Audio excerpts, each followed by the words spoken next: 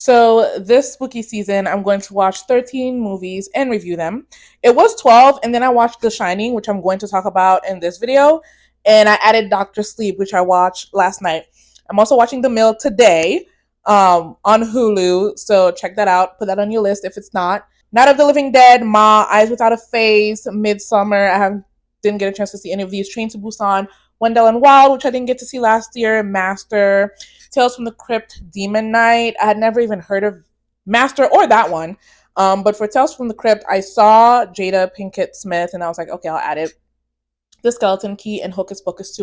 Follow along. Let's talk about The Shining. I started off really strong with The Shining, if I do say so myself. I didn't know anything about this movie. I didn't know the plot. The only thing I knew about The Shining was here's Johnny. That's it. I knew it was from this movie.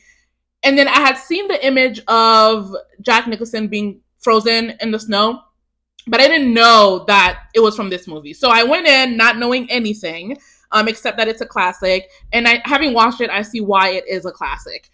I enjoyed it.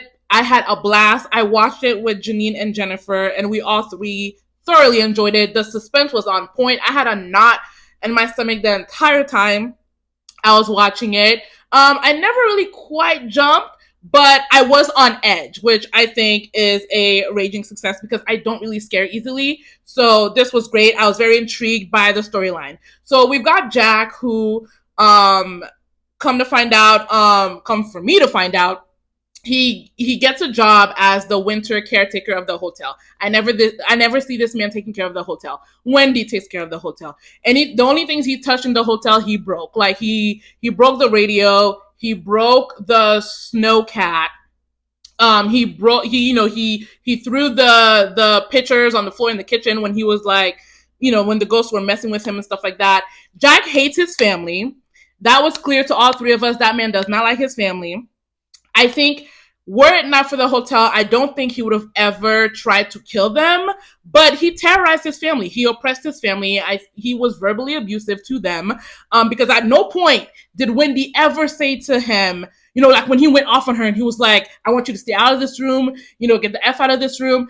Wendy was never like, this isn't like you, Jack. No, this was exactly like him. He's a mean drunk who, at one point it turned physical and he dislocated Danny's shoulder. But I think Jack was primed for being possessed by the hotel because I think one thing he had in common with Grady, who chopped his family back in 1970, is that he had a violent, I don't want to say nature, but very violent tendencies, and he was a very violent person. Now, at the end of the movie, I saw that was my interpretation while watching the movie. At the very end, I see the picture and of him like in the 20s, and it's like, oh, so reincarnation.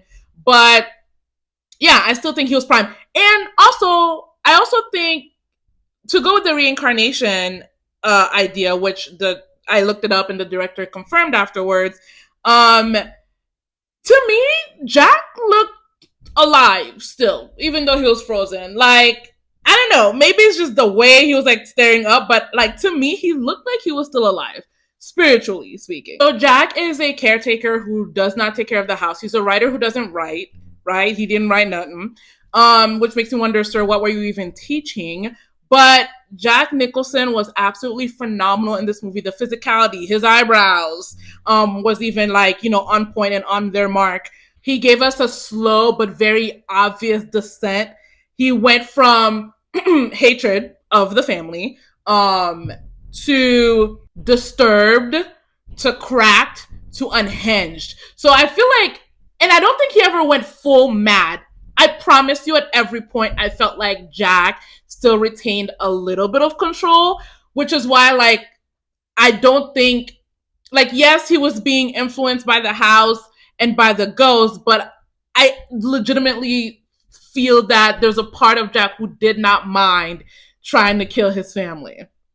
So that's Jack. We also had Wendy. I adore Wendy. I loved Wendy. I underestimated Wendy, okay? Wendy is a battered woman, not physically, but emotionally. She walks on eggshells, the way she coached Danny to not wake his dad up, just go get your toy, but don't wake him up. That super, super, super soft voice that she spoke with. I underestimated Wendy. I was waiting for Wendy to trip, but tell me why Wendy went backwards up those stairs and she never tripped, not once.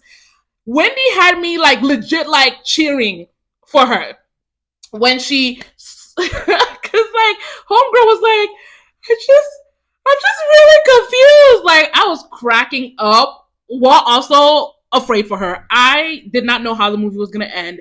I was prepared for Jack to actually kill them, and I wouldn't have minded that at all. But she whacks him with the baseball bat on accident, then knocks him out, knocks him on his head on purpose. He was shocked, and so was I. And then when he breaks through the door, again, him not taking care of the house, she knifed him. I was like, Wendy! Like, she did not trip until the very end, which I forgive because she was running through snow. That is very understandable. But love Wendy. She, like I said, in an abusive situation, but bitch, when the stakes were raised, Wendy rose up and met the occasion and protected her son. So lovely. We also had Dick Halloran, and I want to say a few words about Dick Halloran. Okay, the principal black character in the movie. So when Dick introduced himself, or when he was introduced to the family, he shook their hand and also bowed. Like I legit, like when we paused it, I said to Jennifer and Jean, I was like, "Did y'all peep that?" And they were like, "Yeah, we peeped." And I thought maybe like, because I was like, what are you trying to establish like visually?